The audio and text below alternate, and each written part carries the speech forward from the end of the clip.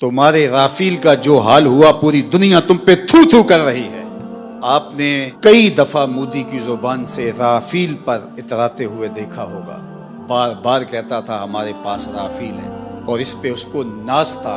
Rafale کا نام لیتے اس کی باچھیں کھل جاتی تھی اور وہ رافیل رافیل کرتا پھر رہا تھا، لیکن پھر رافیل کو بھاگنے کے راستے بھی نہیں ملے ہیں۔ وہ ابابیلوں سے ہاتھی مروانا جانتا ہے، وہ رب ہے، وہ احکم الحاکمین ہے۔ اس نے ابرا کے ہاتھیوں کو نیست و نابود کر کے رکھ دیا، اور ہمارے ابابیل تمہارے مقابلے میں ڈٹے ہوئے، اور انشاءاللہ پاکستان فاتح بن کے ابھرے گا۔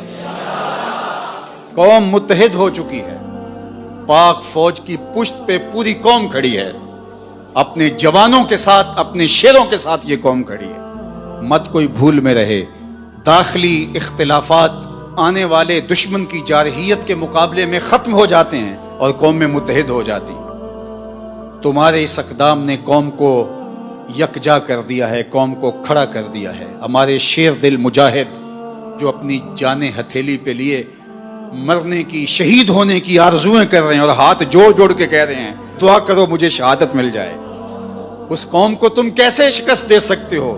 کیسے اس قوم کو تم بچھاڑ سکتے ہو؟ تم نے اس قوم کو للکارا ہے جو رب کی طاقت پہ بھروسہ رکھتی ہے، جو جہاد فی سبیل اللہ پہ بھروسہ رکھتی ہے، شہادت جس کے لیے سعادت کا تاج ہے۔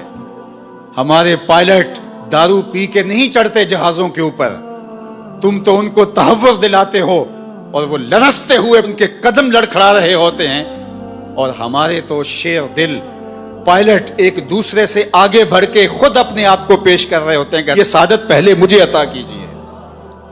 تم ایم عالم کی داستانیں بھول چکے ہو، یہ انہی کے فرزند ہیں، یہ انہی کے بیٹے ہیں، اور یہ قوم انشاءاللہ سرخرو رہے گی، سر بلند رہے گی۔ تم بھول گئے، تم نے سمجھا کہ یہ باہمی افتراق میں مبتلا ہے، اور آج اسرائیل کے بل بوتے پہ پھدک رہے ہو۔ اس کے ڈرون تم ہماری فضاؤں میں چھوڑ کے سمجھتے ہو کہ ہم بڑے بہادر بن گئے ہیں۔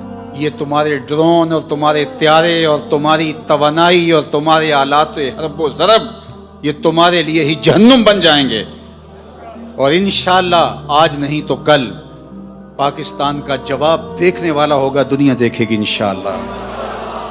ہم سرخرو ہوں گے، سر بلند ہوں گے، اسلام کا جھنڈا پوری دنیا کے اوپر لہرایا جائے گا۔ اللہ اکبر! یہ کیا ہمارا مقابلہ کریں گے؟ یہ گائے کا پیشاب پینے والے آب زمزم پینے والوں کا مقابلہ کیسے کر سکتے؟ وہ گائے جس کا پیشاب اس کا اپنا بچہ نہیں پیتا، وہ دودھ پیتا ہے، پیشاب نہیں پیتا، تو یہ کیا ہمارا مقابلہ کر پائیں گے؟ ان کی پتلونیں ابھی سے گیلی ہونی شروع ہو گئی ہیں، ذرا ان کی چیخ و پکار دیکھو، ان کے میڈیا ہاؤسز کے اندر کس طرح چیخ اور چلا رہے ہیں، اور پیچھے ان کا خوف ملاحظہ کیجئے، اور اس قوم کا جذبہ بھی دیکھیے۔ ابھی ڈرون بعد میں گرتا ہے، یہ پہلے پہنچے ہوئے ہوتے ہیں، اور وہاں جا کے تحور آمیز نعرے لگا رہے ہوتے ہیں۔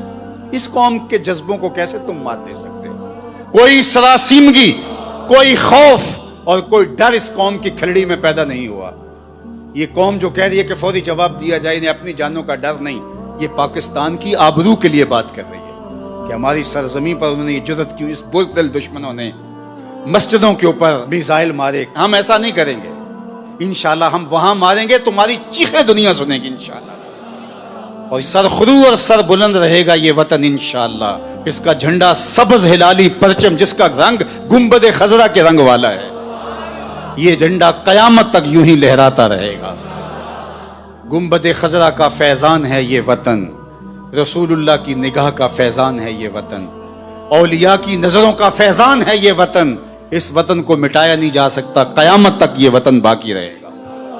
قوم یکجا رہے، اپنی پاک بہادر اور مسلح افواج کے پیچھے پوری قوت کے ساتھ کھڑی رہے، انشاءاللہ پاک فوج آپ کو مایوس نہیں ہونے دے گی۔